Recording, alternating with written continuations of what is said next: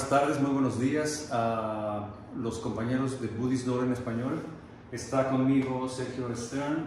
Vamos a hablar de su libro El Cuenco Vacío, aportaciones de un psicoanalista al estudio del Buddha Dharma. Mi nombre es Alejandro Tapia y estamos reunidos gracias al apoyo de Daniel Millet de Buddhist Door, y estamos aquí en la Universidad Iberoamericana de Monterrey para hablar precisamente de este libro. Quisiera empezar directamente dándote las gracias por la vuelta a Monterrey, a estar aquí, sentirte como en casa. Esperemos que esto esté siendo así hasta ahora.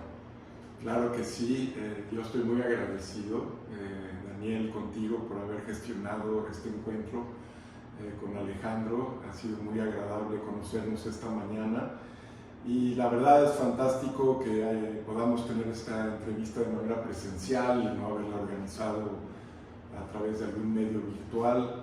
Para mí vale mucho la pena venir personalmente y conocernos y tener de esta forma la oportunidad de charlar acerca del libro y de más cosas, más temas que vayan surgiendo. Así es que muchas gracias a ambos por este encuentro. No, yo creo que el agradecimiento es mutuo. Y a propósito de esta virtualidad, me parece que el budismo a lo largo de la historia se ha desarrollado y ha crecido a partir de los encuentros con las culturas, de los encuentros con los comerciantes, de los encuentros con las formas de pensar.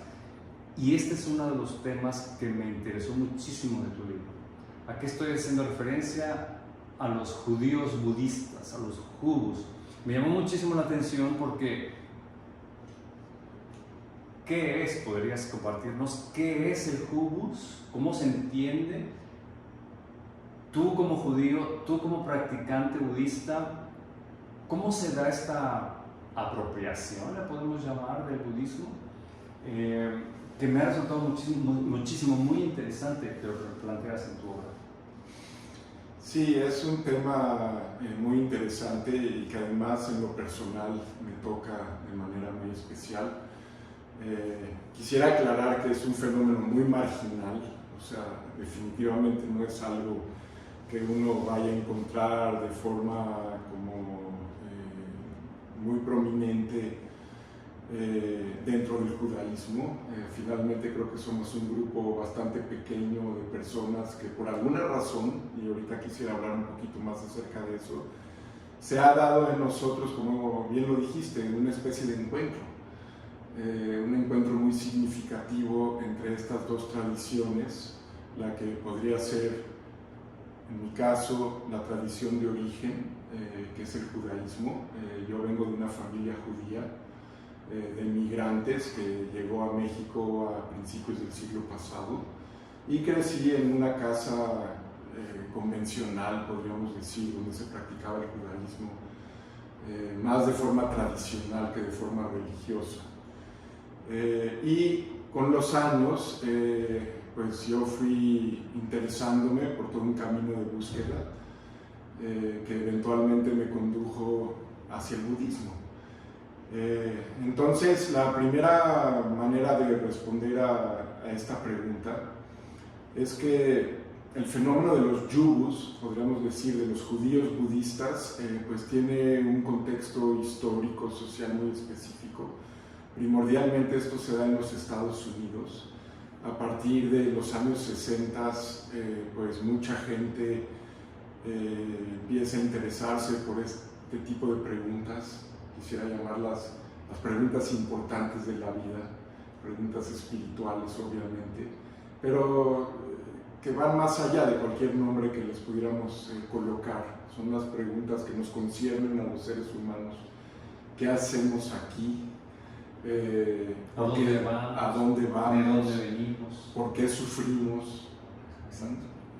Preguntas esenciales que no sé si para todos, pero para algunos de nosotros definitivamente se vuelven esa brújula, esa guía que nos va a determinar la vida, ¿no? y lo que va a ser significativo e interesante para nosotros. Entonces,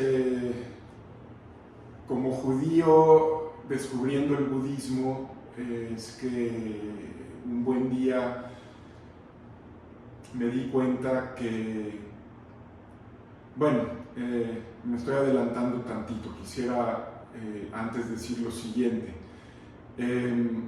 Todos, creo que al menos la mayoría de nosotros, nos hemos interesado en el budismo, no necesariamente por querer encontrar otra religión.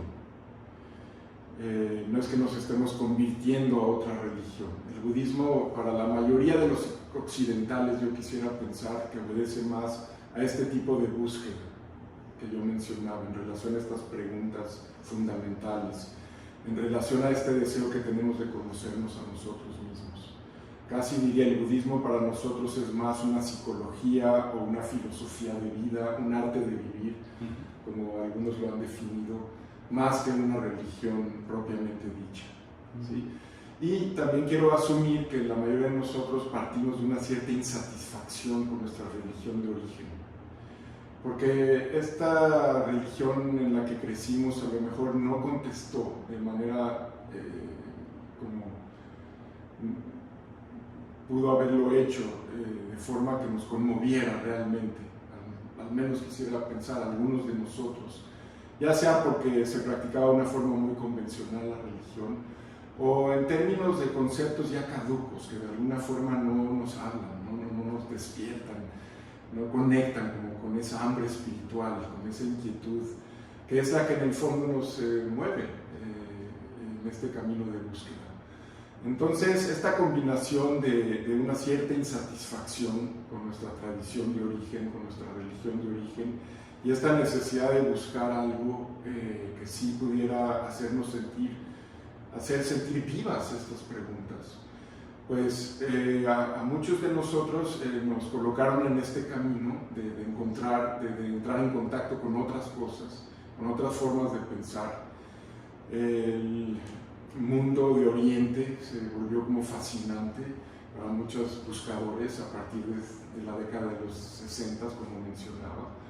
Y es así como un judío puede haberse topado con la enseñanza del Buda en un momento determinado. Con el tiempo yo me fui dando cuenta que, al principio yo rehuí de mi judaísmo, tuve que alejarme mucho de él, porque, como decía, no contestaba como estas preguntas vitales que para mí eran fundamentales. Eso en un principio. Después, con el tiempo, algo que va pasando en algunas ocasiones en la vida, esto le ocurre a algunas personas, definitivamente me ocurrió a mí, resurgió como el interés de volver a entrar en contacto con el judaísmo y con mi tradición de origen. Y entonces me encontré como con este dilema de soy judío, vuelve a interesarme el judaísmo, quisiera regresar al judaísmo de alguna manera, pero mi camino de práctica espiritual, lo que realmente me ha hecho sentir vivo y en donde he podido contactar con enseñanzas que pudieron despertar en mí como esta fascinación por las preguntas fundamentales de la existencia, pues había sido el budismo hasta ese momento. Entonces, ¿qué hago? ¿Qué hace uno con este dilema? Para mi sorpresa, me di cuenta, y lo fui reflexionando poco a poco, me di cuenta que la mayoría de los maestros budistas a los cuales yo me había acercado eran judíos. La mayoría de mis maestros en el Centro Zen de San Francisco, en otros lugares, habían sido o son estos judíos como yo, que se consideran personas que se consideran judías, que se han identificado con el judaísmo de manera muy profunda, pero que su hambre espiritual los llevó por otros caminos, y de pronto algunos más, algunos menos, apareció como este interés en la propia tradición de origen. ¿Y qué se hace con esto? Entonces encontré la verdad un modelo en estas personas que hablaba de lo que a mí me había sucedido en la vida, un modelo que no lo iba a encontrar ni en el mundo judío convencional, y quizá tampoco en el mundo budista convencional.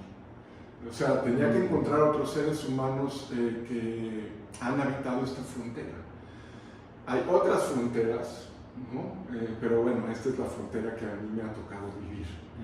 Entonces, este es el fenómeno histórico, este es el fenómeno histórico de los yurus, de un número de personas que judíos en este caso, que se han visto a sí mismos atravesados, yo diría, por estas tradiciones en sí mismos. En un principio la pregunta es, bueno, ¿y cómo se integran? O si ese tuviera que ser el deber, ¿no? De integrar de alguna manera. No sé, los seres humanos tendemos a pensar en esos términos, que si estamos habitados por distintos discursos, distintas vertientes del ser, distintos caminos, es como si tuviéramos que integrarlos para otorgarles cierta legitimidad o cierta validez a esta búsqueda, cosa que realmente es imposible. Y a mí me alivió mucho con el tiempo, y es algo de lo que hablo mucho en el libro, en el cuenco vacío. Me di cuenta que en realidad este era un mandato al cual yo no tenía que hacerle caso. No necesariamente uno tiene que integrar las cosas para que a uno le hagan sentido. Es más, yo diría, el ser humano está hecho de contradicciones. Estamos hechos de múltiples vertientes, de múltiples corrientes que nos habitan. Y el tema es aceptar eso, que podamos ser habitados realmente por incluso cuestiones contradictorias que nunca vamos a poder integrar. Y aún así nos marcan de una manera muy profunda. Por supuesto, hay puntos de encuentro, desencuentro, etc. Pero lo importante es poder reconocer que la naturaleza misma del deseo humano, en el fondo, es contradictoria. Y darnos ese permiso de poder ser habitados por distintos discursos, al menos en mi caso, ha sido muy enriquecedor.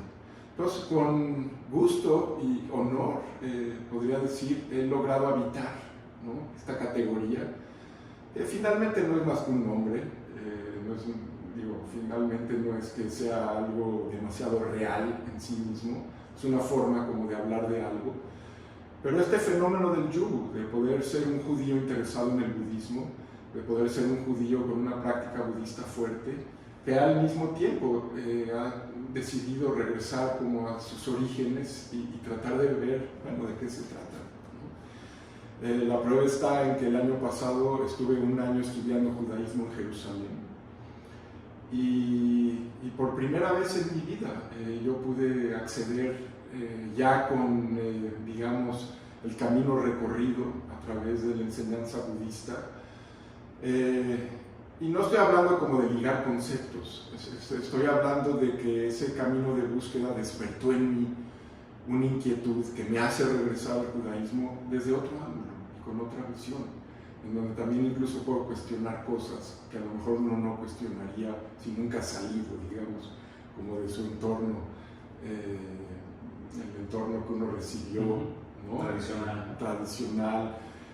Creo que esta es un viaje en sí mismo, el poder irse lejos para regresar y volver a partir y regresar. Creo que esta es como la tónica, la dinámica de todo viaje espiritual verdadero. Y creo que para mí al menos ha sido una fortuna que yo pueda transitar estas tradiciones de sabiduría de esta forma y cobijado, digamos, por estas personas que de alguna manera les ha ocurrido lo mismo en la vida y en quienes yo he encontrado modelos importantes a seguir en mi propia vida. Así como lo platicas, sí, pareciera ser que ha sido como un encuentro de personas que proceden del mismo lugar o tradición y se encuentran en otra tradición. Pero tengo idea, por lo que mencionas, que de alguna manera generan una nueva forma de expresar o de llevar a cabo la práctica. Me refiero a la budista porque mezclan con lecturas de la tradición judía, ¿no? Sí. De repente, ¿cómo es esto? ¿Se institucionalizó? ¿No? ¿Se hace eventual? ¿Cómo ocurre? No que yo sepa, no siento que esto haya devenido en un movimiento, mucho menos en una institucionalización. No, yo creo que cada quien ha encontrado su propia forma, su propia mezcla. En mi camino, les comentaba, en función de estas personas con las que yo me he encontrado, de estos maestros, tengo, por ejemplo, a dos rabinos que considero que son como mis rabinos, el rabino Jeff Roth y la rabina Joanna Katz. Ellos viven en el estado de Nueva York y son rabinos. Sin embargo, han estudiado con maestros budistas, sobre todo de la tradición Insight, durante mucho tiempo. Entonces, los retiros que ellos organizan, digamos que son retiros de meditación budista con enseñanzas del judaísmo. Y eso para mí ha sido una fuente muy inspiradora, una forma de practicar que me ha llegado muy profundo. Entonces, es un retiro budista tradicional, de varios días en silencio. Las enseñanzas prácticas, digamos, de cómo hacer la práctica de meditación, pues son las mismas que se imparten en cualquier retiro de meditación vipassana, por ejemplo. Pero las enseñanzas provienen de la Torá y de las fiestas que caracterizan al judaísmo. Generalmente este retiro o estos retiros se organizan de tal forma que ocurra un Shabbat, un sábado que empieza viernes en la noche en el judaísmo, y celebramos el Shabbat como se haría tradicionalmente en una casa judía. La única diferencia es que solo hablamos para cantar y no estamos como interactuando de esa forma entre nosotros, entre los participantes en el retiro.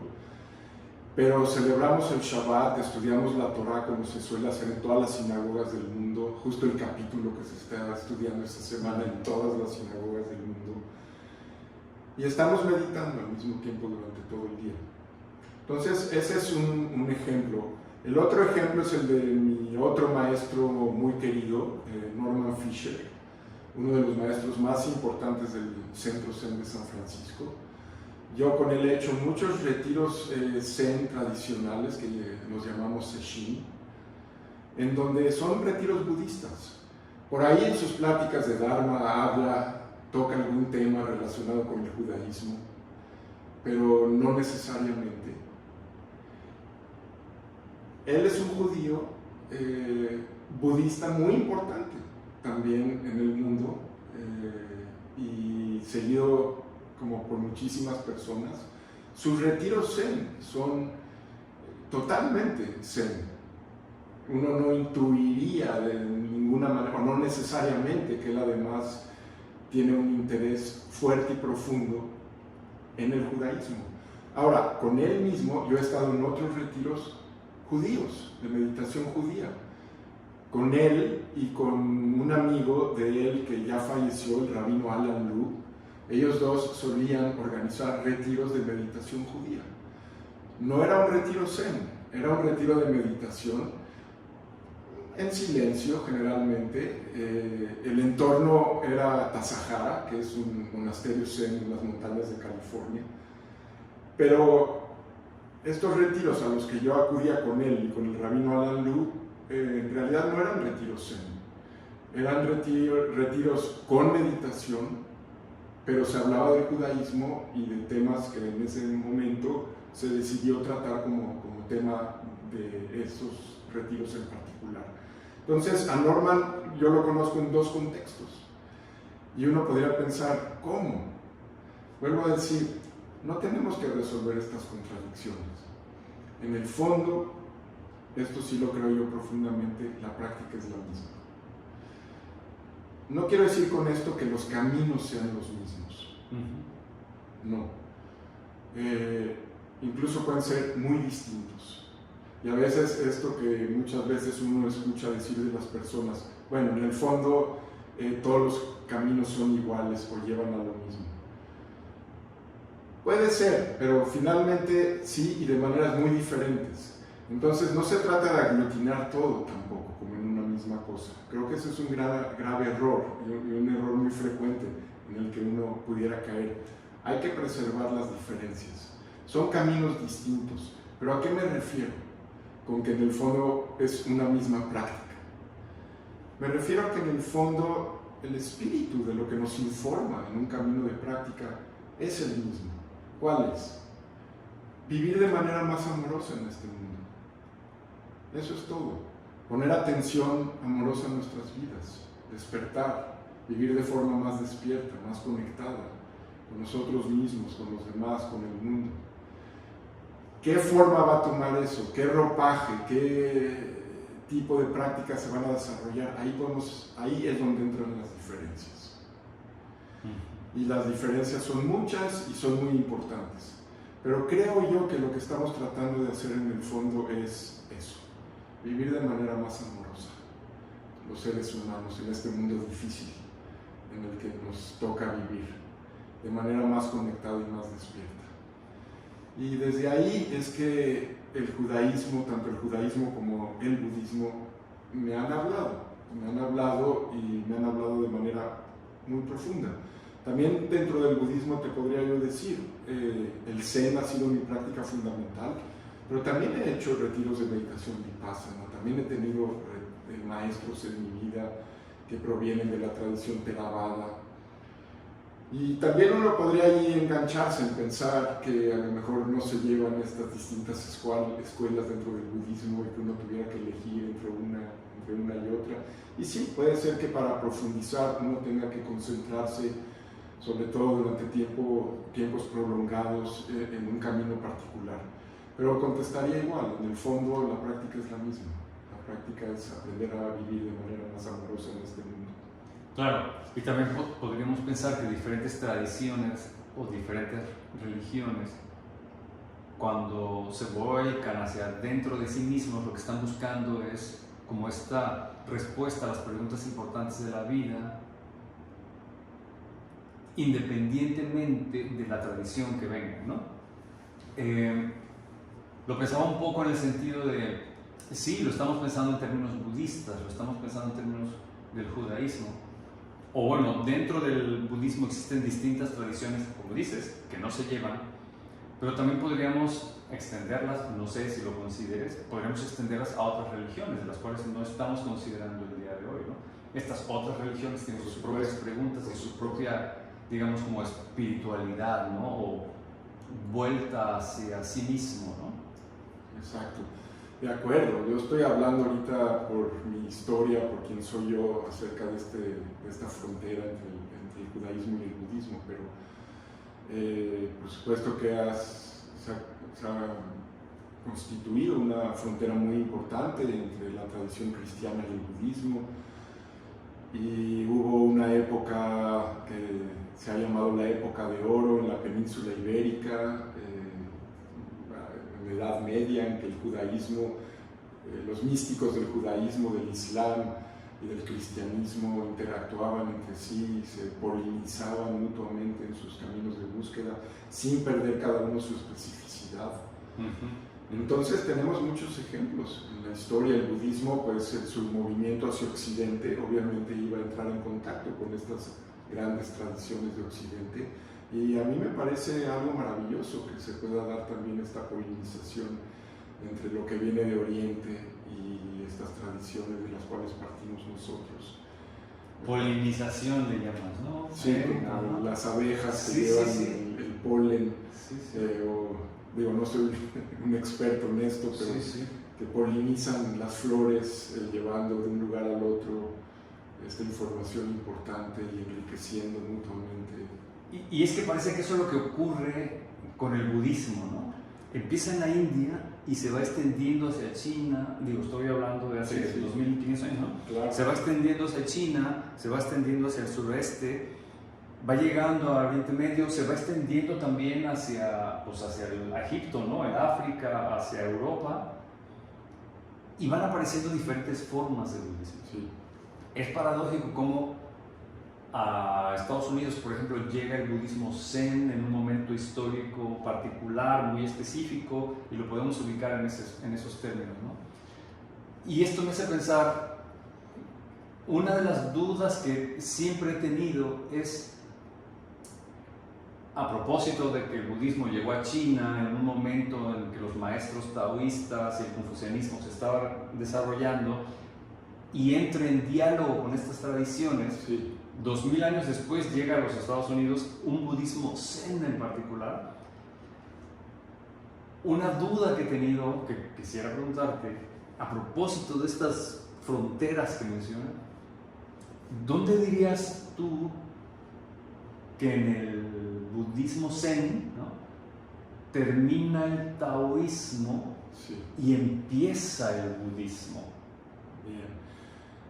Bueno, déjame nada más, antes de contestar tu pregunta, quisiera cerrar la pregunta anterior con un aspecto más. Okay. Porque te hablé como del aspecto social, histórico. Y personal. Y personal. Pero también cabe la pregunta de por qué el budismo ha sido tan atractivo para los judíos. Okay. Y no otras, a lo mejor no es tan cierto en relación a otras tradiciones.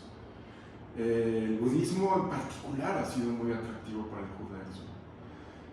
Y esto es una pregunta muy interesante. Yo me lo he planteado de la siguiente forma.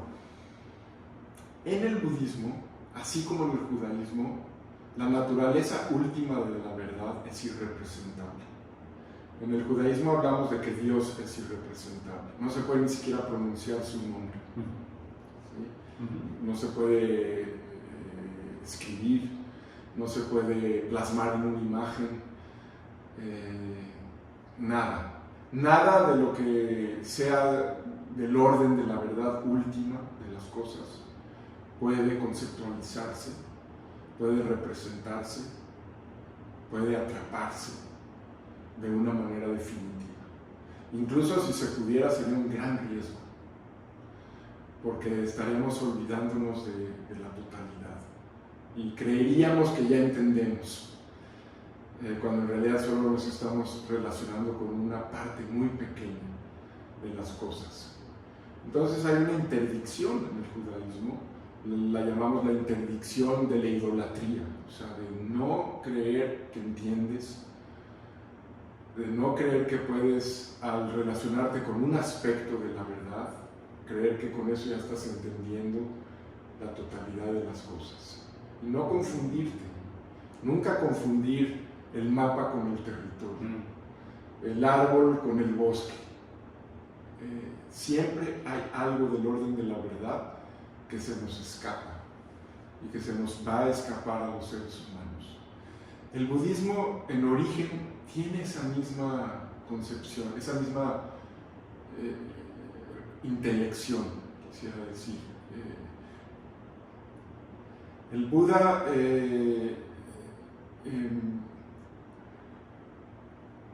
por supuesto, después impartió sus enseñanzas, pero nunca perdió de vista que él solamente estaba describiendo como un aspecto de todo lo que pudo a lo mejor descubierto en ese momento de gran despertar debajo del árbol Bodhi, una realización profunda que la verdad tiene un carácter inefable,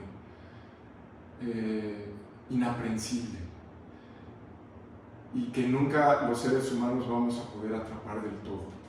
Por eso es que en sus orígenes, como hablábamos hace rato, al Buda nunca se le representó.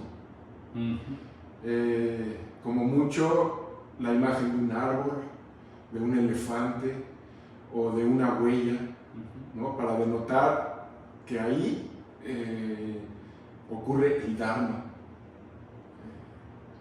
Pero la representación del Buda ocurrió siglos después, y más bien por influencia del mundo grecorromano, donde sí se representaba a la imagen, en imágenes se representaban las cosas, los dioses, los dioses, al ser humano, etc. Y fue apenas ahí, en ese momento en que al Buda se le empezó a representar a través de una imagen, y ahí vemos el riesgo, porque ¿qué pasa con las imágenes, sobre todo si son de otras personas? Pues que terminamos venerándolas, ¿sí? Terminamos colocándolas en un altar y creyendo que esa persona es como poseedora de la verdad, como si ésta se pudiera atrapar, vuelvo a decir, y que nuestro deber entonces sería de alguna forma acceder a ella sin pasar por ese proceso de descubrimiento. Como si se lo debiéramos a la imagen. Exacto. Como escuché alguna vez a un maestro decir, el Dharma es como una llave que nos ayuda a vivir, pero nosotros los seres humanos la colgamos en la pared y nos hincamos ante ella, ¿no? Entonces, este es el riesgo con la idolatría, este es el riesgo con representar las enseñanzas de alguna forma, específicamente representar a esa persona a quien consideramos que detenta como las enseñanzas en su totalidad, creyendo a su vez que las ha alcanzado o realizado de forma completa. Y el judaísmo siempre nos ha prevenido como en contra de esto. Creo que en sus orígenes el budismo comparte este mismo sentimiento, esta misma intelección tan profunda que encontramos en el judaísmo. De ahí que sea como muy atractivo para el judío el budismo. En el Zen, por ejemplo,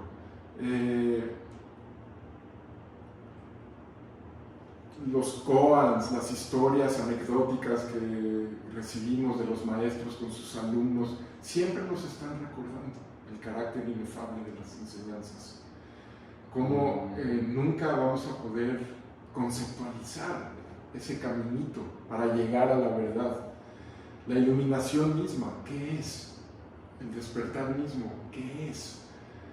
Estas historias siempre nos están recordando, nos están tratando de rescatar de ese mundo en el que queremos estar, donde pudiéramos pensar que somos capaces de atrapar las cosas. Y más bien nos invitan a despertar al momento inefable de la verdad y cómo se está expresando en este momento particular de la vida, de nuestra vida, con todo lo que está ocurriendo. Ese es el despertar. No hay palabras, no hay conceptos. ¿Sí? Ese es un atractivo desde mi punto de vista de por qué también... Perdón que te interrumpa, Sí. ¿te haría la impresión de que desde tu misma tradición, ante la presencia de lo inefable, digámoslo así, ¿no? Cuando te encuentras con estas dudas y empiezas a leer o a enterarte del budismo y sus propias dudas, digámoslo así, sientes una especie como de resonancia, como de que estoy hablando más o menos de lo mismo, no estoy saliéndome demasiado de mi propia tradición. Sí, aquí hay maestros en el Zen que te dicen, si te encuentras al Buda en el camino, mátalo. Es decir, nunca creas, no construyas ídolos. No construyas ídolos, ni de los mismos maestros, ni de las enseñanzas, ni de otras personas, ni de nadie. No construyas ídolos. No creas que ya entendiste, no creas que ya llegaste a la verdad. Entonces sí, en mi caso esto resuena mucho.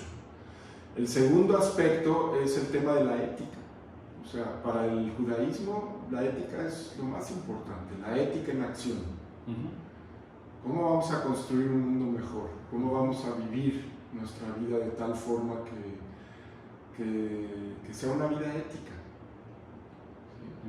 Para el budismo también esto es importantísimo. O sea, el noble óctuple sendero, lo que el Buda descubrió de su gran despertar, después de su gran despertar, él no se quedó ahí en ese mundo idílico. No, el propósito de todo es regresar al mundo y construir ahí un mundo mejor, igual que en el judaísmo. De nada sirve la revelación más elevada si no nos lleva eventualmente a esta pregunta práctica de cómo vamos a vivir nuestra vida, cómo vamos a construir nuestra vida de una manera, cómo nos vamos a plantar de manera ética en el mundo. Y creo que este es otro aspecto en el cual el budismo y el judaísmo se encuentran, ¿no? O encuentran como resonancias muy significativas. Entonces, bueno, solo quería redondear a tu primera pregunta con estas ideas. Y entonces sí, podemos pasar a este otro gran encuentro que yo diría que es el del budismo y su entrada a la China antigua, con Bueno, perdóname, pero con tu pregunta me estás generando otra pregunta y ahí me puedo ir, pero bueno, sí, ya quería dejar esta del Zen de lado, pero no, por favor, Zen y taoísmo, Sí, el Zen es budismo taoísmo, en realidad. O sea, el Zen, el Chan, como se le llamó en la China antigua, verdaderamente es el producto del encuentro entre el budismo y el taoísmo que previamente ya existía en la China. Entonces, cuando hablamos de Zen, pensamos que estamos hablando de budismo o de una de las escuelas o corrientes dentro del budismo, en este movimiento que describías, del movimiento del budismo, sobre todo hacia esa parte del mundo, hacia China, podríamos decir. Después, obviamente, bajó a Vietnam, pasó a Corea y a Japón. Pero en realidad, cuando hablamos de Zen, estamos hablando de budismo-taoísmo. ¿Y esto qué quiere decir? En la India, la filosofía, yo no sé exactamente qué palabras utilizar, sí. no soy como un experto en el tema, pero digamos que toda la cosmogonía hindú planteaba la necesidad de trascender este mundo y en términos, digamos, de los ciclos de la vida, del samsara, ¿no? De volver al renacimiento, ¿no? Exacto, de que pudiera llegar un momento donde ya no fuera necesario volver a este mundo, digamos, que ellos llaman, y que en muchas tradiciones se llama el Valle de las Lágrimas, o sea, este mundo de sufrimiento difícil. No te lo tengo que describir, todos lo conocemos. Justamente, samsara quiere decir eso, es como el devenir de lo que ocurre en este mundo con todas sus vicisitudes. Y que se repite, Se repite, ¿no? Se repite, nos vuelve a colocar en el mismo lugar, nos hace pasar por los mismos pasajes estrechos, yo diría, en donde experimentamos como ese sufrimiento. Las mismas crisis, claro, con la idea de que aprendamos algo de todo ese movimiento, y esta es la idea dentro de la cosmogonía hindú, que si aprendemos, digamos, lo que tenemos que aprender, llegará un momento en que ya no va a ser necesario volver a pasar, ¿no? Volver como a este mundo, a este valle de lágrimas en el que todos estamos metidos hasta el cuello, ¿no? Y repetidamente, ¿verdad? Exacto. El ideal es trascenderlo.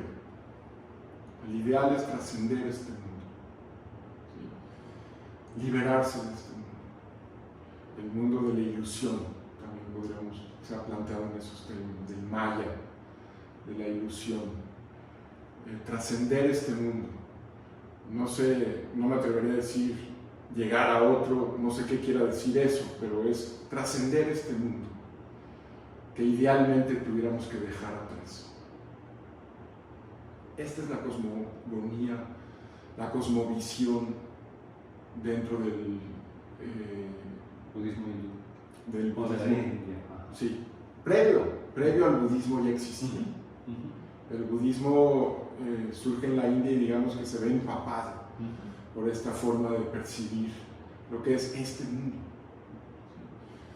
Ahora, en China no era así. En China no había una visión tan negativa de este mundo.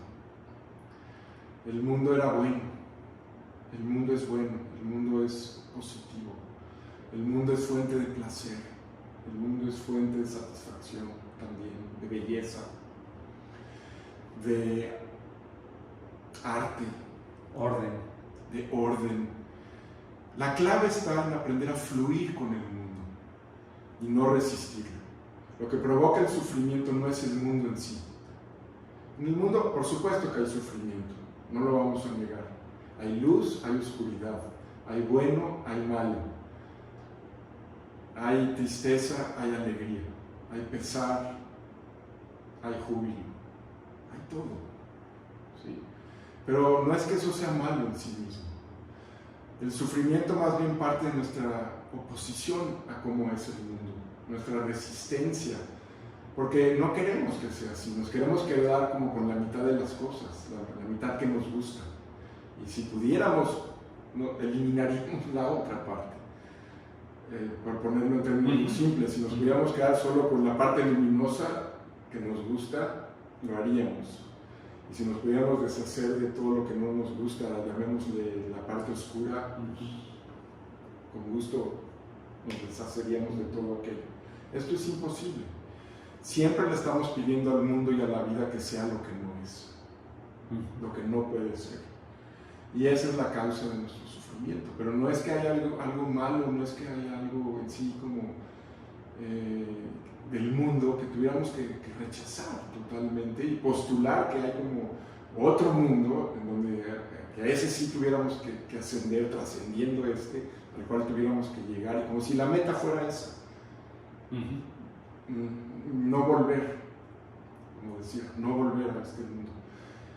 Para el taoísmo, la filosofía, la manera de vivir que ya existía en la China antes de que el budismo llegara, el mundo de la naturaleza era enormemente valorado, y del hacer dentro de la naturaleza, del ser parte de la naturaleza, del fluir de las cosas. Solo había que alinearse y no luchar en contra de las cosas, fluir con, en vez de estar siempre yendo en contra. Si logramos eso, para el taoísmo ese era el objetivo. Ya no era trascender el mundo, no era rechazarlo, sino aprender a fluir con él. Entonces, el taoísmo es un camino del mundo, no un camino en contra del mundo. Y cuando el budismo entra, el budismo toma esta característica, y a eso le llamamos Zen. Es un budismo que se vuelve amante del mundo. Y por eso todas las artes budistas que se desarrollan, la ceremonia del té, la caligrafía, el arreglo de flores, los koan. Sí, la escritura, el registro de los koans. Es decir, una forma de practicar que va con el mundo y que no necesita repudiarlo. Solo necesitamos encontrar nuestra alineación con el orden de las cosas, con el orden en cómo funcionan las cosas, para poder encontrar ahí nuestro lugar. ¿Sí?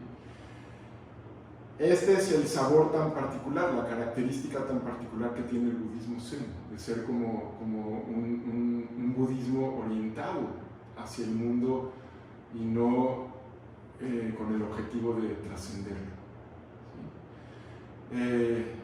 De ahí tantas historias que podemos encontrar en los maestros, en los koans, estos que hablábamos, donde los grandes momentos de iluminación ocurren justamente en relación a las cosas más cotidianas de la vida. ¿Sí? Como puede ser escuchar el sonido que hace una pequeña piedra pegando en un bambú, ¿sí? o bien el despertar que pudiéramos tener mientras lavamos nuestros trastes, ¿sí? O hacemos las actividades más cotidianas. En ese momento era como cargar agua y cortar madera. Tantas historias en donde el despertar tiene que ver, la iluminación tiene que ver con esto que estoy comentando, como el poder vivir, aprender a vivir plena y profundamente en la más absoluta cotidianeidad de nuestras vidas, encontrar ahí el misterio y el valor y la belleza y la compasión de lo que significa estar vivos en este mundo. A veces pienso que el budismo Zen en particular nos lleva mucho, sí, al presente, al no resistirnos, tampoco dejarnos llevar, ¿no? Al estar consciente, aspirando de manera continua a una lucidez. Pero nos olvidamos de la ética del sila, ¿no? Del que mencionabas hace un rato. El octupresentero nos da una manera de aproximarnos con los otros Y los otros no solamente las personas, sino los animales, sino las plantas en este sentido. Pareciera ser que actualmente enseñamos mucho a meditar, a sentarnos, a hacer mindfulness y hemos dejado de lado la ética. No sé si sea producto de este, consumismo, spiritual fasting, ¿no? Hablo de rapidez, ¿no? De consumo espiritual. Y bueno, vamos a meditar porque es la manera, se ha puesto un énfasis que nunca había estado en el pasado, ¿no? Histórico.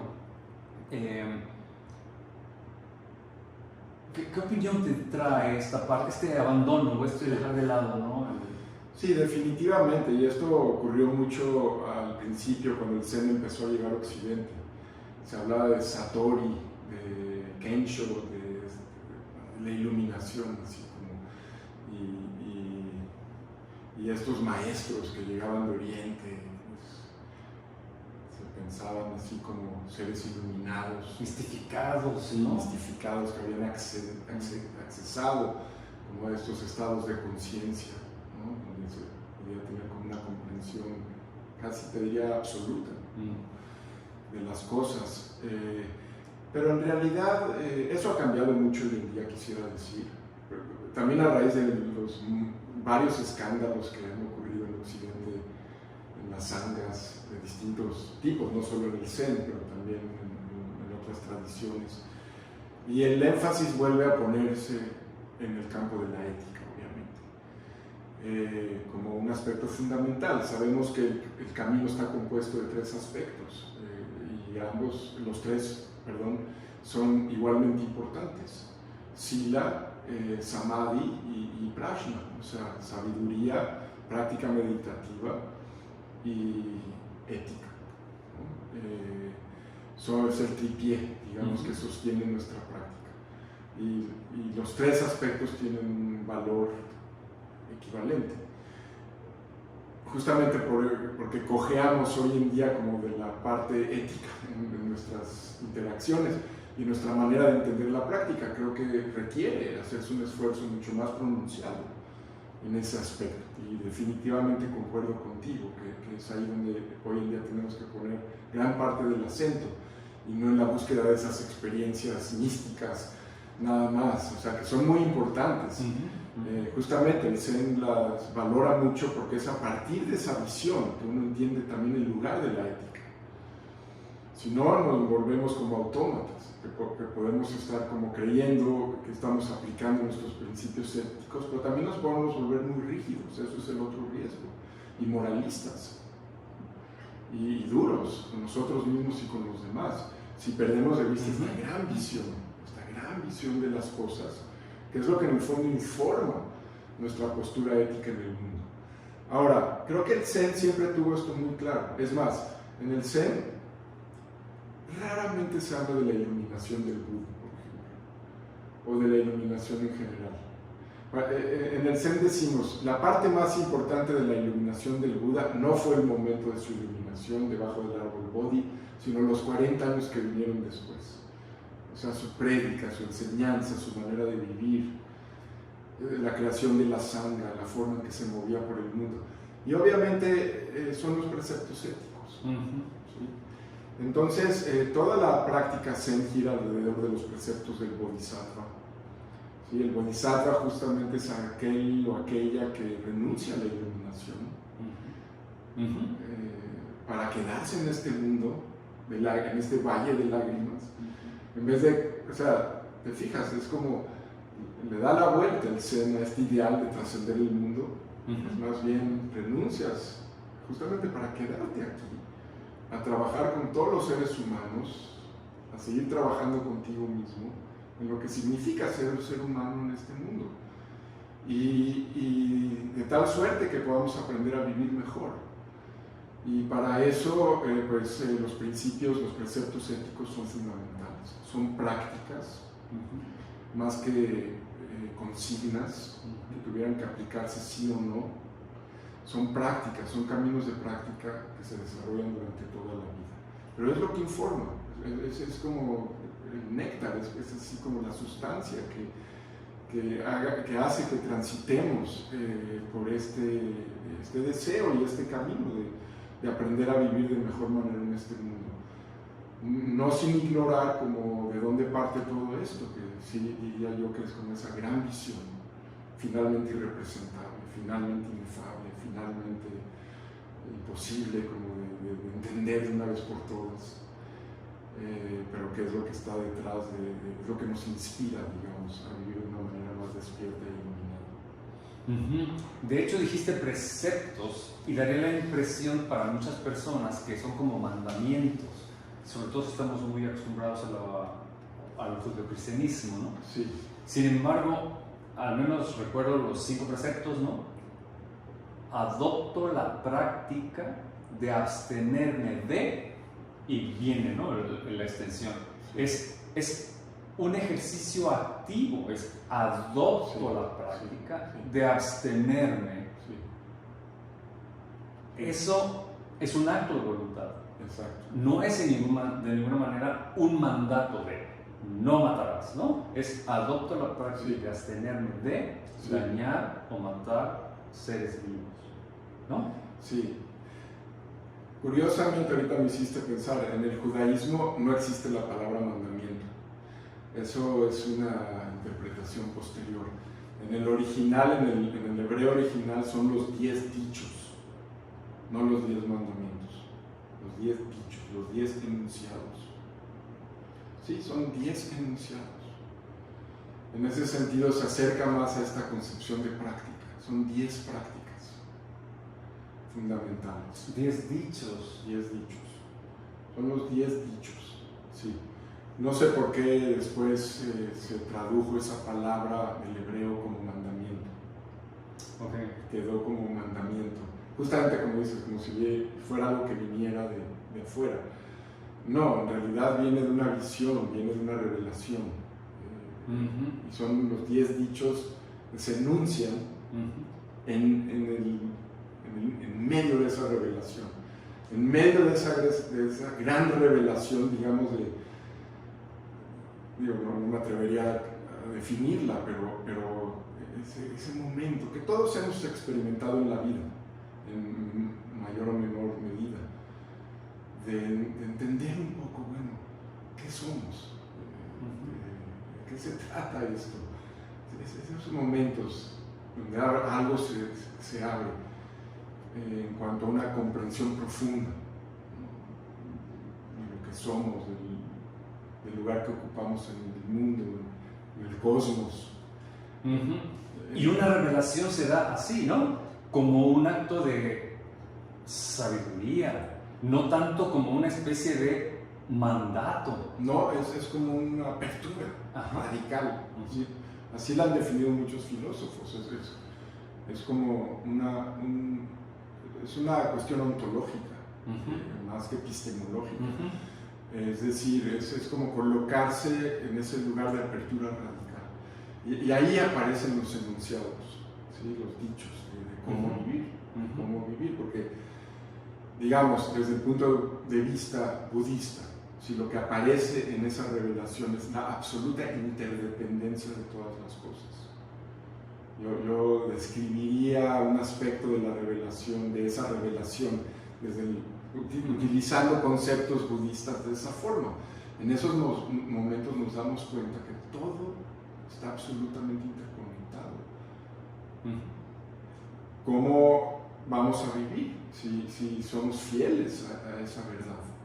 Si de pronto nos damos cuenta que eso es así, no como normalmente creemos, que yo soy yo, tú eres tú, lo mío viene para acá, lo tuyo pues lo quiero, ¿no? Como bajo la ilusión como de la separación, de que en realidad somos entes separados, y eso de pronto se cae y lo que surge es esta comprensión profunda de la interdependencia. ¿Cómo vamos a vivir desde ahí? Pues los preceptos éticos justamente se convierten en prácticas que contemplan la verdad de la interdependencia, que nos obligan a modificar nuestra conducta y a operar de cierta manera en el mundo que honre esa verdad, ¿sí? Y vuelvo a decir, son prácticas. ¿Por qué? Porque en nosotros siempre van a existir estas tendencias conflictivas. Es un trabajo de toda la vida.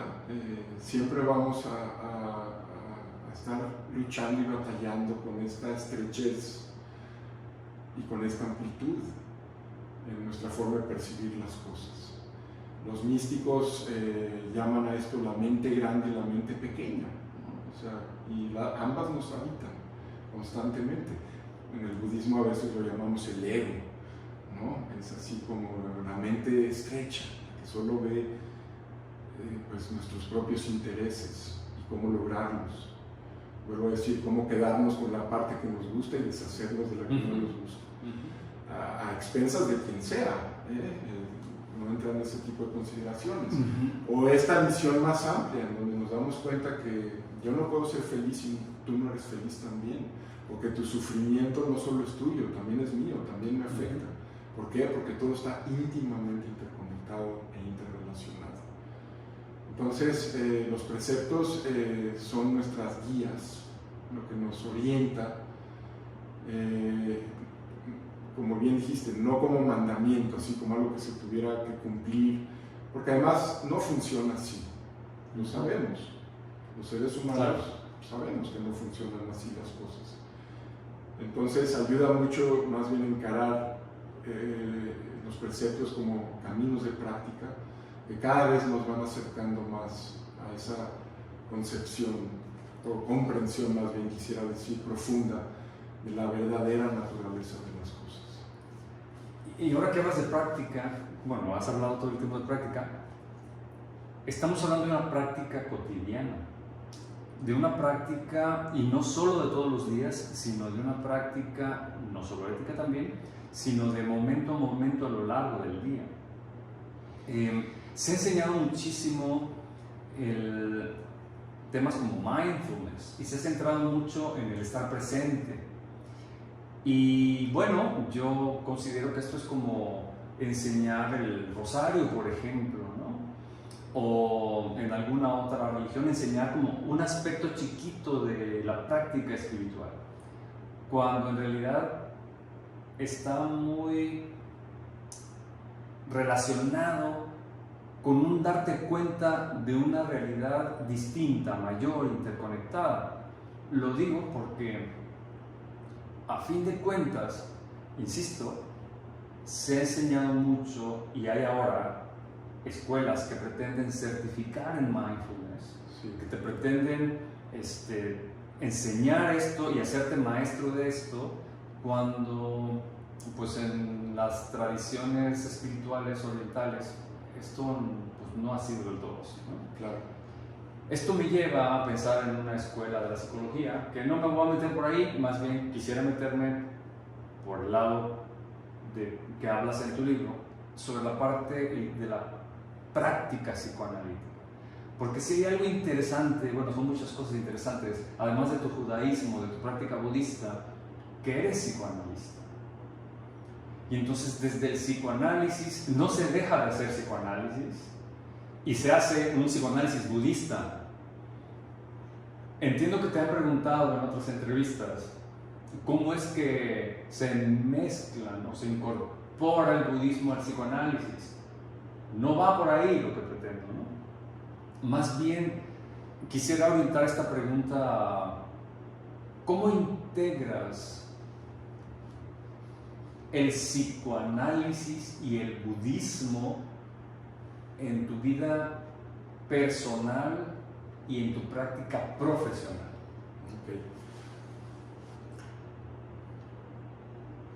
Primero, volviendo a esta cuestión del tiempo y del vivir en el presente, o de regresar al presente, que sí, es una enseñanza, una práctica muy importante en la tradición budista, ¿verdad? Como regresa a este momento, regresa a lo que está ocurriendo ahora. Pero, y esta es al menos mi opinión, hay una gran equivocación en la forma de entender esta enseñanza a veces. Porque es como si lo que terminamos entendiendo, comprendiendo, es que regresar al presente significa excluir todo lo demás. ¿Sí? Regresar al presente sería equivalente a excluir todo lo demás. Como estamos aquí, olvídate de lo que está pasando de afuera, ¿no? Especialmente el pasado y el futuro, ¿no? Y es cierto que nuestra mente está la mayor parte del tiempo ahogada en el pasado, en recuerdos, en cosas que ya no están aquí o en un futuro que todavía no existe, y que parte importante de la práctica es poder soltar todo eso, despertar a todo eso y decir, y regresa, tu vida está ocurriendo en este momento y nada más. Y aquí está la verdad de tu vida. Entonces, lo que yo pienso es que la diferencia está en no plantearlo así. Es ese regreso, ese retorno, ¿no?, a la verdad de nuestra vida en el momento presente, pero incluyendo todo. De donde venimos, ¿no? A lo que aspiramos. Incluyendo todo, no excluyendo. No es excluyendo que volvemos o que retornamos al momento presente, es incluyéndolo todo. En este momento presente está ocurriendo todo lo que ocurrió antes.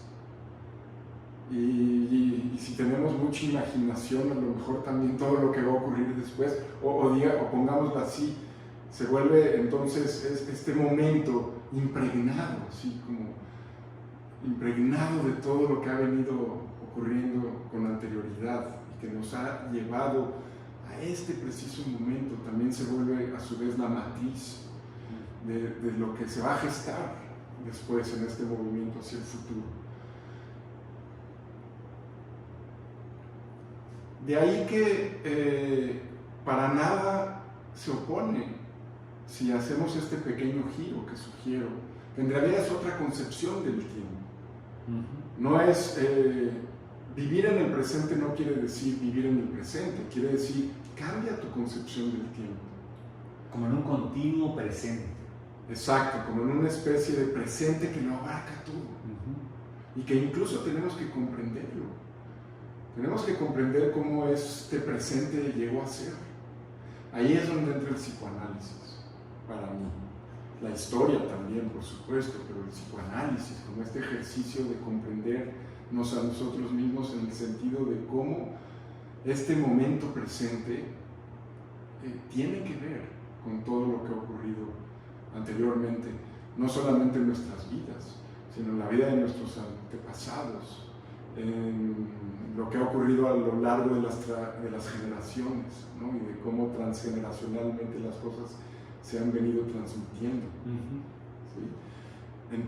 O sea, hablando en términos más específicos que van más allá de simplemente la práctica de retornar o de regresar al momento presente, el verdadero trabajo con nuestra persona que plantea el budismo, para mí, desde un punto de vista más psicoanalítico, quiere decir con el trabajo que nos vemos obligados a hacer todos los seres humanos, si es que queremos cambiar verdaderamente, con todo aquello que recibimos, con todo aquello que nos antecede, con todo aquello que heredamos, con todo aquello que vino, que ocurrió anteriormente y que devino y aterrizó, digamos, en esta persona y en este momento.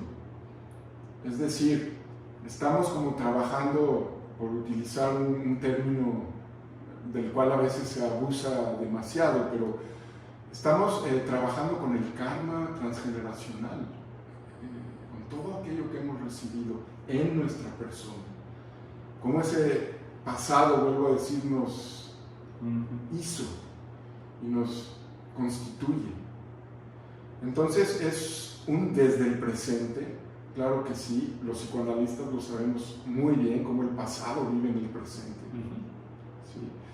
Y eso es lo que estamos tratando de dilucidar, lo que estamos tratando de descifrar, cómo es que ese pasado vive y opera en el presente sin nuestro conocimiento, la mayor parte de las veces. ¿Sí? La gran aportación del psicoanálisis yo creo que es esa, es poder llegar a entender cómo ese pasado, hacer consciente todo aquello que nos constituye, para saber quiénes somos y ver si de esa manera podemos darle un giro a todo eso que hemos recibido y repetido como un sufrimiento transgeneracional no filtrado, para, vuelvo a decir, que esa matriz en la que nos encontramos en el momento presente se vuelva un lugar distinto, desde el cual transmitir algo diferente hacia el futuro, hacia las generaciones futuras. Nuestro trabajo, para mí, cuando nos sentamos en el cojín, lo que quiere decir regresar al presente, en el fondo quiere decir eso, volvernos, convertirnos en el lugar, en ese caldero de transformación, ¿sí? Donde todo lo que hemos recibido, al poder volver al momento presente y desde ahí sí poder empezar a distinguir las cosas, ¿sí? Crear una fuente distinta desde donde movernos hacia el futuro. Entonces estamos hablando de algo gigantesco, gigantesco, y al mismo tiempo, como siempre se dice en relación a la práctica, es lo más simple y lo más complicado que existe. Sí. Entiendo también que no estamos hablando de una nueva concepción psicoterapéutica o de intervención clínica, porque cuando uno está en la práctica meditativa, volviendo al momento presente, es a través del instrumento o del ejercicio del estar sentado, ¿no? Mientras que en el diván hay un ejercicio usado desde otra práctica, no meditativa, sino quizá discursiva o hermenéutica, desde la cual uno hace afirmaciones, comentarios, sí. Con la intención de generar ese mismo insight, ese poder darnos cuenta de cómo es que llegamos ahí y con qué puede estar relacionado. Exacto. No es que Sergio Stern, es lo que entiendo, haya inventado una mezcla de intervención clínica con el budismo, no, sino ha sabido vivir con ambas tradiciones, o ambas tres tradiciones, pensando en el psicoanálisis como una tradición clínica, ¿no? Pero ha mantenido el lugar del psicoanálisis como un lugar aparte, no como una mezcla de técnicas, ¿cierto? Exacto. Yo sé que hay aplicaciones prácticas de la meditación en el campo de la salud, en el campo de la salud física, en el trabajo con el estrés, con ciertos estados de ánimo, como puede ser la ansiedad y la depresión. Hay todo un área de estudio que podríamos calificar o llamar las aplicaciones. Las aplicaciones de la práctica de meditación budista, como la conocemos, en el campo de la salud. Pero bueno, yo creo que tú me estás preguntando otra cosa y es a mí lo que más me interesa. Y por eso contesto, cuando la gente me pregunta, ¿cómo integras? ¿Cómo has integrado tú el psicoanálisis con el budismo? Siempre contesto. La manera en que en mí la práctica budista ha tenido un impacto. ¿Qué impacto ha tenido en mí la práctica budista? Es que me obliga a ser el mejor psicoanalista que puedo llegar a ser. Esa es la manera en que en mí me ha influido tantos años de práctica budista en mi práctica como psicoanalista. Yo quiero aspirar a ser el mejor psicoanalista que puedo ser, eso es todo. Yo no sé si haya una diferencia entre un carpintero y un carpintero zen. Me supongo que el carpintero zen lo único que hace es hacer su trabajo con mayor prestancia, mayor atención, quizá mayor cariño, con estas cualidades que sí, a veces la práctica de meditación budista nos ayuda a desarrollar, como decíamos, de estar presentes, de estar ahí, de poner atención. Entonces puede ser que un carpintero, pero la diferencia en el fondo entre un carpintero y un carpintero zen es que el carpintero zen a lo mejor lo único que hace es que intenta hacer bien su trabajo, eso es todo. Entonces diría lo mismo acerca de un psicoanalista o un psicoanalista zen, no hay diferencia alguna, no hay diferencia alguna. La única es que a lo mejor pongámoslo así, o al menos así me lo he dicho a mí mismo, si aspirar a ser ese psicoanalista zen, pues es aquel psicoanalista que se esmera por hacer su trabajo como psicoanalista, no como quién sabe qué, no como quién sabe qué mezcla o qué otra cosa, sino como psicoanalista, de la mejor manera que he aprendido. Eso es todo, eso es todo. Ahora, a lo mejor sí tenemos que, ¿o qué quiere decir esto? Bueno, tanto del lado de la meditación budista como del lado del psicoanálisis trabajamos con la atención. ¿Sí? En el campo del psicoanálisis, como decías, a través de la palabra franca, que eso es lo que se intenta, la famosa asociación libre, el poder hablar de todo lo que se nos ocurra. Y la atención flotante. Y la atención flotante por parte del analista. Poder escuchar, poder hablar y poder escuchar con atención y sin juicio. ¿Sí?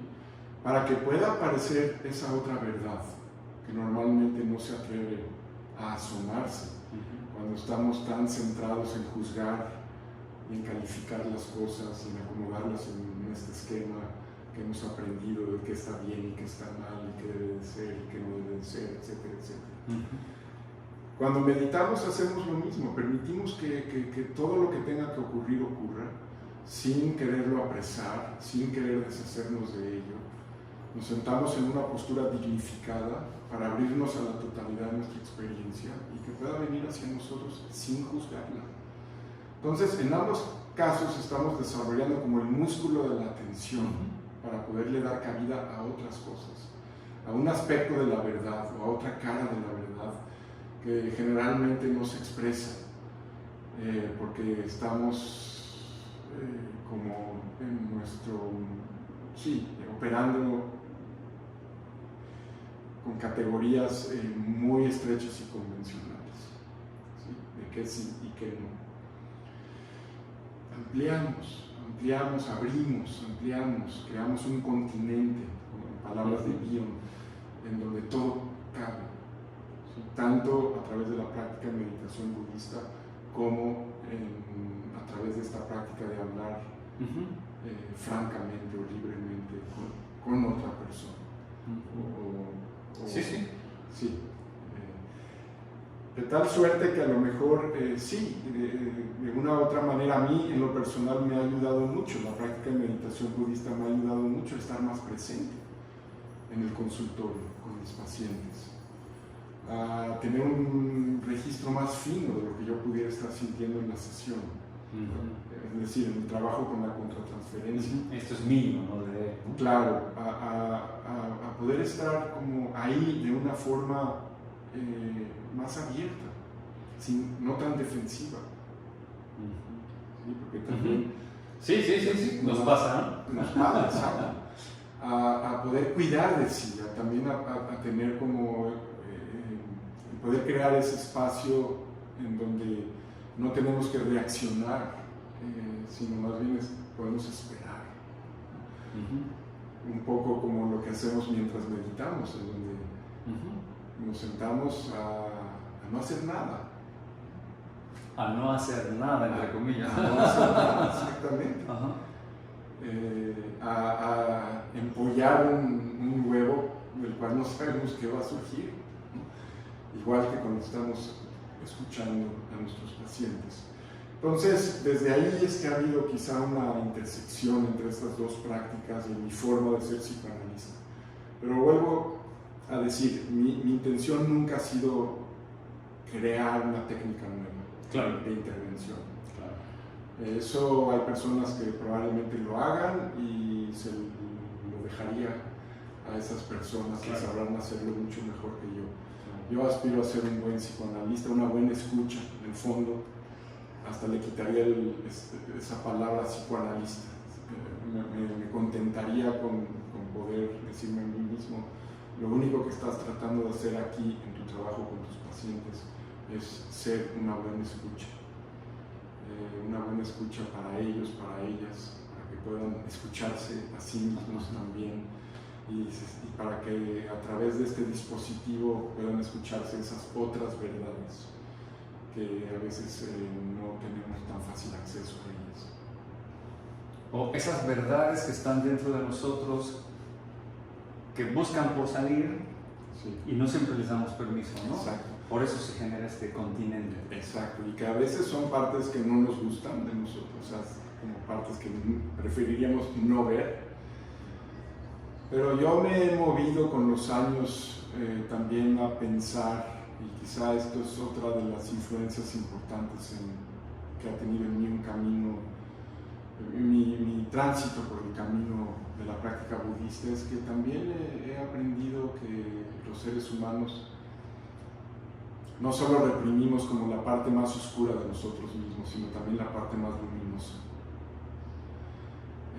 Creo que a veces ese es el problema, que no vemos esa verdad de la que hablamos, que a veces no logra expresarse. No solo tiene que ver con todos esos aspectos muy bien descritos por Freud y por los grandes hermeneutas de la sospecha, donde siempre era como esa parte oscura, truculenta, sospechosa, ¿no? Por eso que hasta podría uno decir malintencionada, ¿no? a veces sí, ¿no? Sino que hoy en día, creo yo, esta es mi opinión, los seres humanos estamos muy necesitados de conectar con la parte luminosa de nosotros mismos.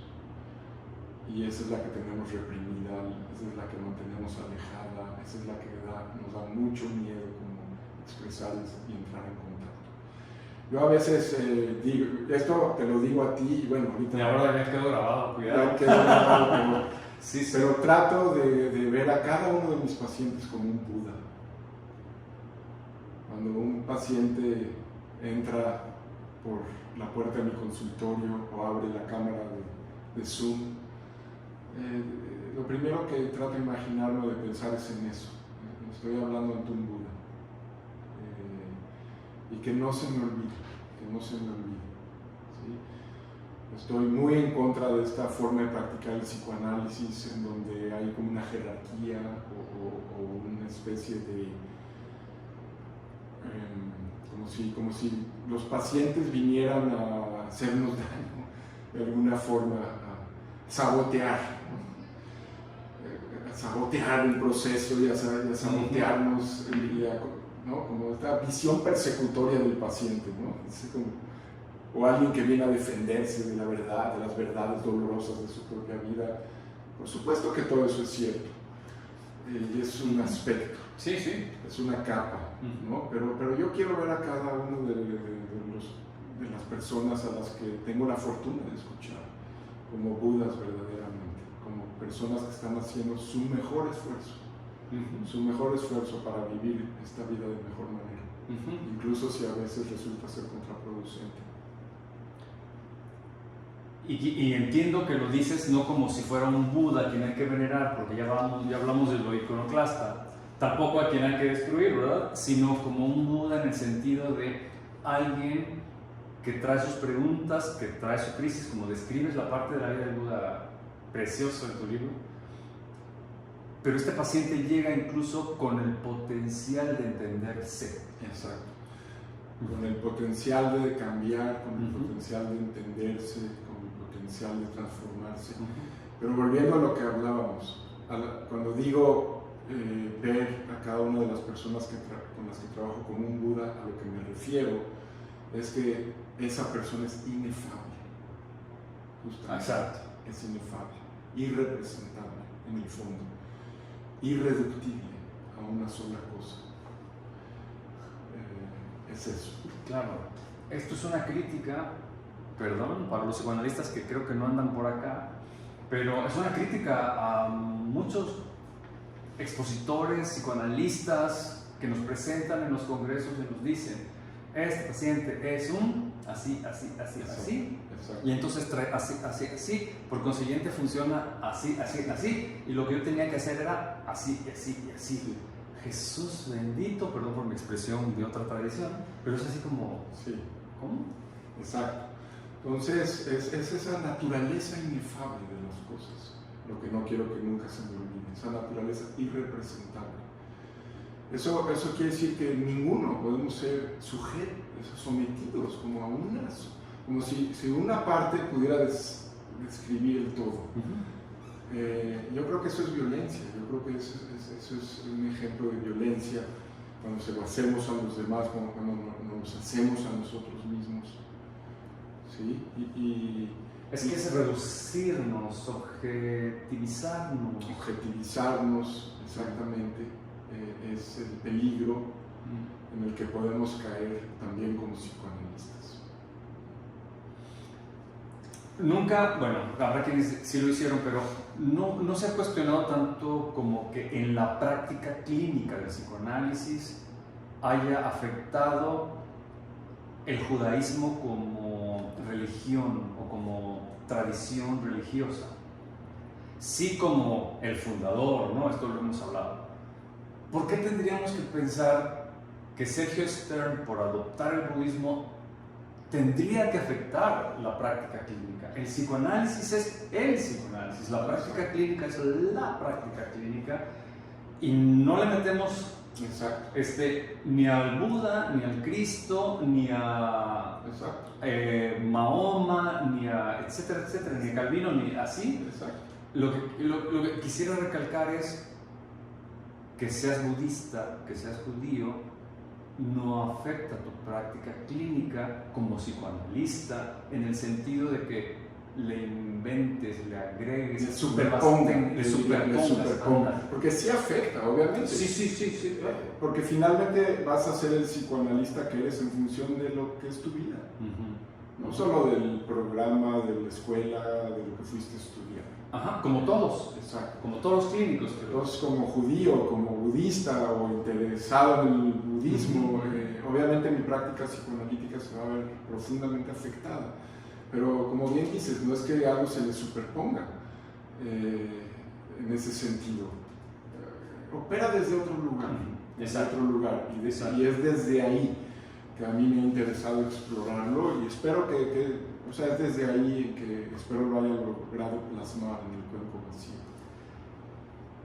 Esta entrevista a propósito de tu libro, o bueno, que se ha despertado a propósito del libro y de otros temas personales y intereses, obviamente,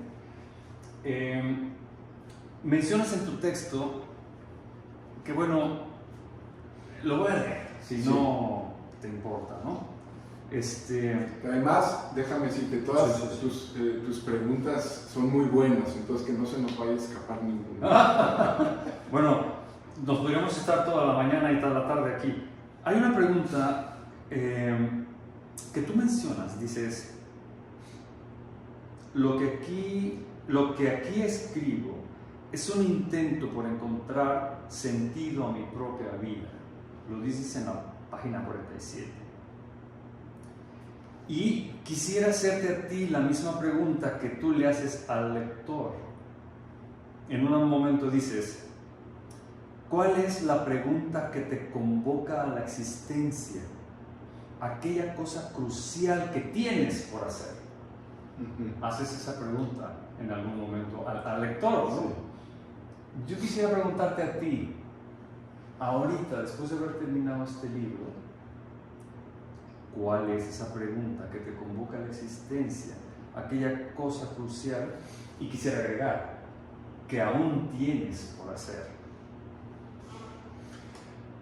Lo bello de tu pregunta, que te lo agradezco muchísimo, es que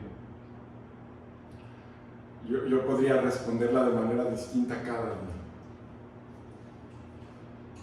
Y esa es la belleza de la pregunta. Y creo que esta pregunta debe de ser así.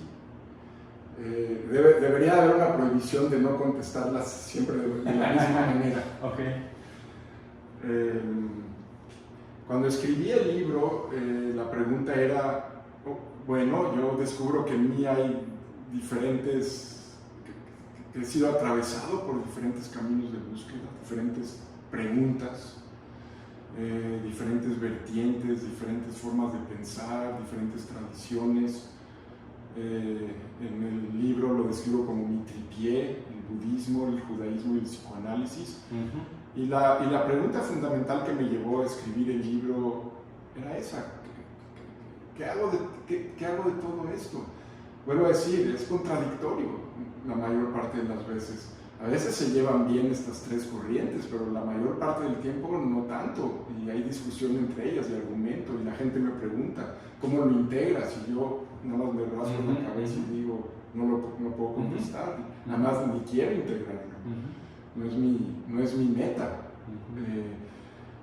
¿Cómo hago sentido de este deseo, en términos psicoanalíticos, de esto que nos habita, que es múltiple, que es contradictorio, que lucha entre sí y que a veces se lleva bien, pero a veces no, y que se pregunta finalmente qué soy o quién soy?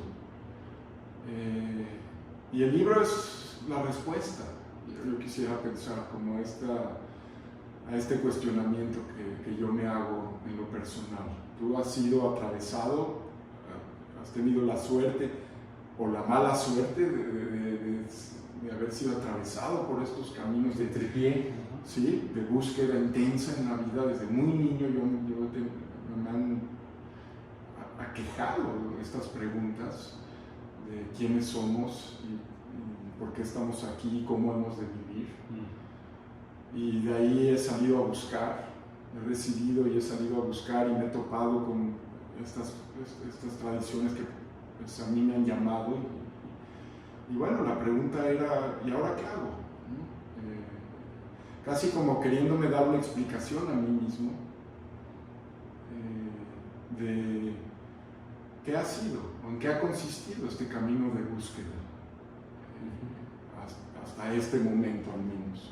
Que después pueden venir incluso nuevas cosas y otras cosas, y yo quisiera pensar que el Dharma siempre se está renovando. Vuelvo a decir que no es algo que uno ya descubrió, claro, y ya. El Dharma, que está verdaderamente vivo, siempre está cambiando y siempre nos va a llevar por caminos desconocidos, y lo que somos hoy no necesariamente predice lo que vamos a hacer mañana. Y esa es la belleza también y el misterio de todo esto. Ahora, esto te lo hubiera contestado el día que salió publicado el libro. Si alguien me preguntara, bueno, ¿y por qué escribiste este libro? Bueno, un poquito esta sería mi respuesta. Han pasado 2 años, casi, un año y medio, pongamos, desde su publicación. Y ahora me haces esta pregunta de hacia dónde me dirijo, y mi respuesta va a ser totalmente diferente. El día de hoy, con lo que yo he estado trabajando es lo siguiente. Yo me di cuenta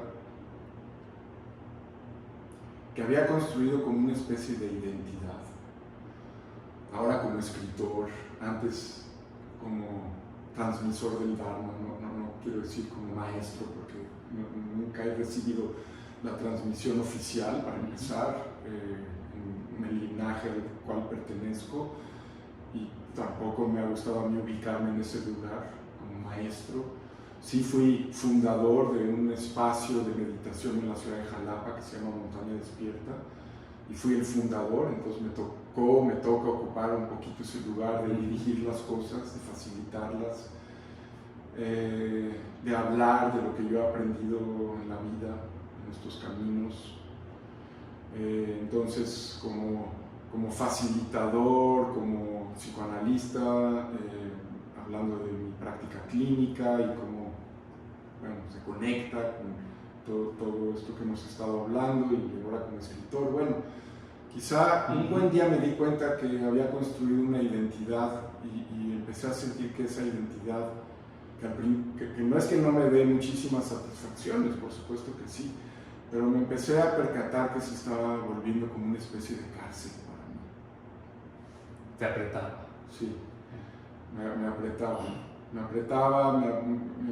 aprieta cuando la gente me coloca, me pone en un pedestal, y yo nada más trato como de hacerle así, pero no puedo. Como psicoanalistas sabemos muy bien que las transferencias son cañonas, como decimos en México, son muy fuertes. Y bueno, nuestra obligación y nuestra responsabilidad es entender todos esos lugares en donde la gente te quiere poner como fenómenos transferenciales y nada más, y no creérselos uno, ¿no? Y alimentarlos y colocarse uno en ese lugar. Entonces, en ese sentido, pues lo he sabido hacer más o menos. Mis años como psicoanalista me han enseñado a hacerlo, pero aún así yo empecé a sentir que había algo de ese orden, como de esa identidad construida, co-construida con otros, que me colocaba en un lugar que necesitaba ser modificado.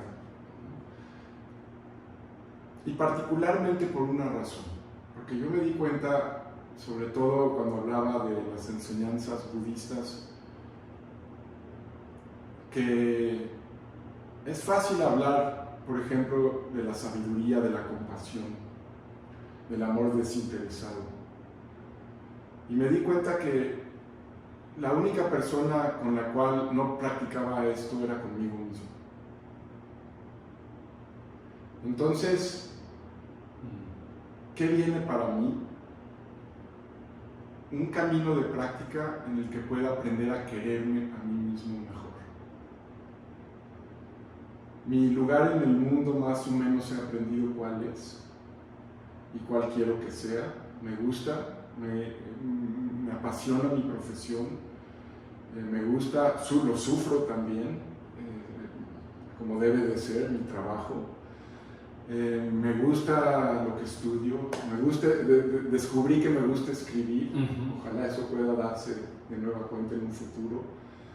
Me gusta formar parte de un grupo de meditación, de una sangha, y hablar de estas enseñanzas. Pienso a veces, ¿qué cosa mejor puede haber en la vida que estar hablando con otros de las preguntas más importantes de la existencia?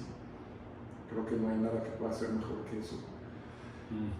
Pero el gran deber que tengo conmigo mismo es aprender a tratarme de mejor manera. Y como decimos en México también, hacer más buena onda. Contigo mismo. Sí, eso es lo que queda pendiente. Muy a propósito del cuidado de sí, que hablabas también, ¿no? De Foucault, que mencionas en tu libro. Sí, de aprender a cuidarse a uno mismo también, sin saber muy bien qué quiere decir. Es como o sea, no es narcisismo, no es así como hacer un culto de uno mismo. No es cuidado de sí en ese sentido, es justamente es cómo se cuida esto que ni siquiera sabemos muy bien qué somos. Cómo cuidamos esta pregunta que somos, cómo cuidamos y cómo valoramos esta pregunta que en el fondo no es que podamos contestar, pero que merece de nuestra atención, de nuestro cuidado, de nuestro cariño.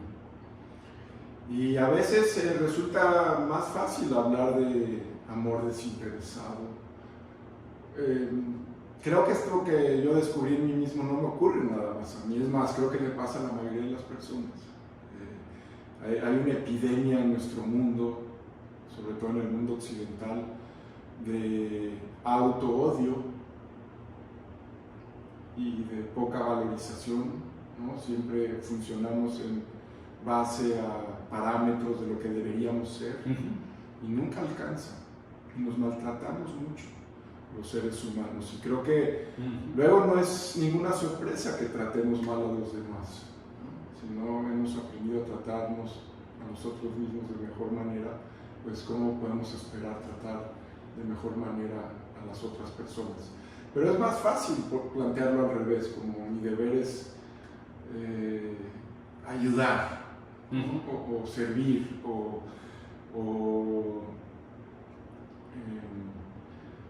desarrollar esta gran compasión y este amor desinteresado. Un buen día descubrimos, sí, pero con la única persona con quien no lo has hecho es contigo mismo. Entonces, te exiges incluso a ti mismo, exacto, dar el amor y ser desinteresado. Exacto. Y creo que esto ha sido una gran revelación para mí últimamente. Es ahí donde me encuentro. Entonces, de esta forma es como contestaría a esta ahora, un año y medio después de haber terminado este libro. Sí. Creo que de alguna manera, esto que acabas de mencionar, del cuidado de sí, del darnos cariño a nosotros, es algo que en un mundo consumista, que en un mundo de competencia, que en un mundo de tener más, pues se convierte en una exigencia en contra de nosotros, ¿no? Sí. Es más, a veces creemos que nos estamos cuidando a nosotros mismos, pero a través de esas maneras, ¿no? De esos modos propuestos por el postcapitalismo en el que vivimos, como si cuidarse a uno mismo significara tener cosas, lograr cosas. Patrimonio, se habla mucho de patrimonio, hay que hacer patrimonio, éxito, exacto. Incluso esta exigencia que encontramos dentro de la práctica, que es que uno debería de no tener problemas, de estar bien, eso lo hablo mucho en el libro, cómo el budismo también puede disfrazarse de estas mismas exigencias, autoexigencias, como si la enseñanza budista se tratara de trascender todo sufrimiento, de ya no sufrir, de lograr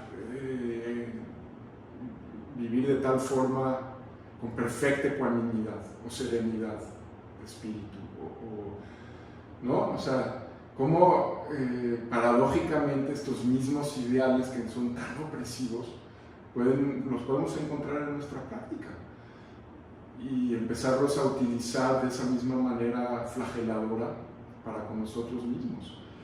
Entonces, cuando hablas de cuidado de sí, bueno, estoy queriendo decir con eso totalmente otra cosa. O sea, no, quiere decir más bien respetarnos en nuestra imperfección, en nuestra incompletud, en el hecho de que nunca vamos a alcanzar esos ideales.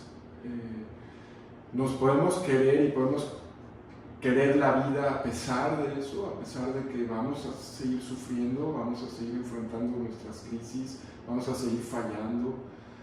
Aún así, el mundo va a seguir decepcionándonos y nosotros también, porque esa es la naturaleza de lo que significa ser un ser humano. Esta es mi aportación como psicoanalista. Como budista. Bueno, y a lo mejor como judío también. Sí, claro. Sí, porque el psicoanálisis siempre nos ha planteado esta ambivalencia, ¿no? Claro. Esta doble pulsión. Claro. Y esta necesidad de reconocernos en nuestra incompletud.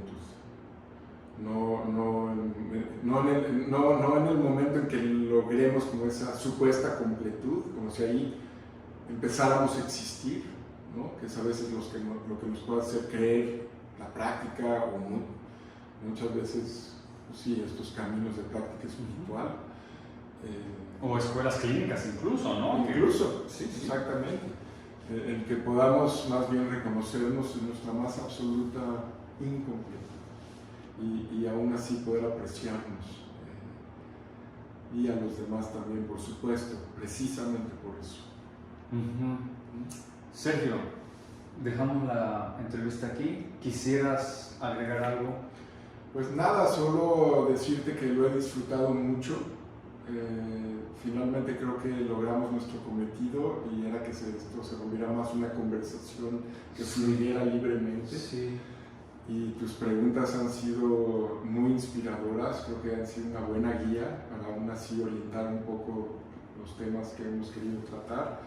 Y solo agradecer a Daniel, a Buddhist Door, y ojalá estas palabras puedan llegar a muchas personas. De hecho, yo creo que esta entrevista va a durar más allá de esta entrevista. Y este diálogo va a seguir siendo un diálogo más allá del día de hoy, ¿no? Y seguro que no hemos agotado, no lo hemos agotado. Definitivamente. Y si mañana mismo volviéramos a hablar, probablemente serían otras las respuestas. Y si tuviéramos que grabar esta entrevista, seguramente sería otra. Muchísimas gracias a todos por seguir hasta el final esta entrevista y pues esperemos verlos muy pronto aquí en Buddhist Door en español. Muchas gracias.